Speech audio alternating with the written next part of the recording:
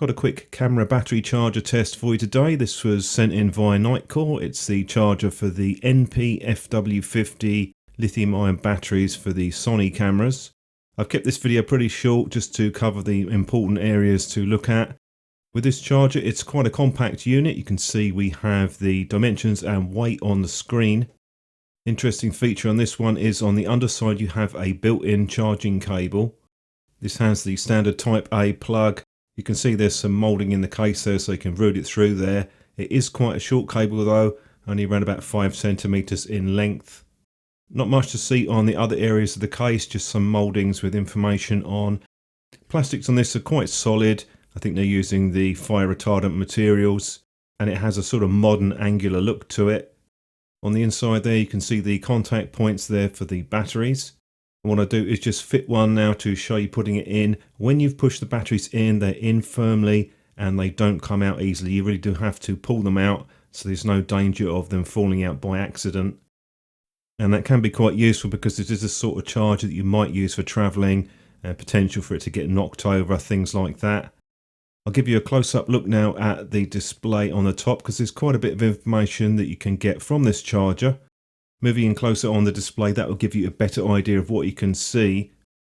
First off, it gives you the slot 1 or 2. You have a battery health, which is the internal resistance, 5 stages for the charging bar, a temperature and a voltage readout, charge current, how much it's putting into the battery, and the capacity and volume, how much it has charged into the battery over a period of time. Now that I put the second battery in, you'll see that it cycles through the same information on that cell, and then it will go back round to the first battery. Some of the information on this is quite useful because you'll be able to do things like discharge the batteries and then test how much charge they will take. That will give you a decent idea of the battery health, perhaps a bit more so than the internal resistance test. Once it's finished charging, you'll see the end come up. I found the charging time is around about 110 minutes, just under the 2 hours, so it's a reasonably fast charger in terms of a comparison to some of the other chargers that you can get. To get the best speeds, you will need to have a 2 amp charger if you're charging 2 batteries, otherwise it will drop down the charging rate. If I compare it to some of the other chargers, the Sony BC-TRW, that charges at a speed around about 400 milliamps. So that will take about an hour longer than the Nitecore charger. If you're charging in the camera, this is an A6300. I'm getting a little bit faster, about 470 milliamps, but it's still quite a bit slower than the Nitecore.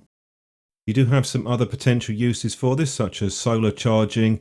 There's a couple of downsides with this particular charger, and the first is it's not particularly easy to see the display in bright sunlight. You'd have to shield it with your hand, as I'm doing here, to see it.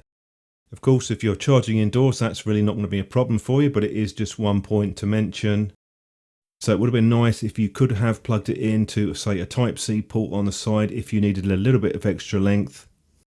Other than that, it's a pretty decent little charger, nice compact size, some useful information if you need to check the condition of batteries, and the price seems quite reasonable as well.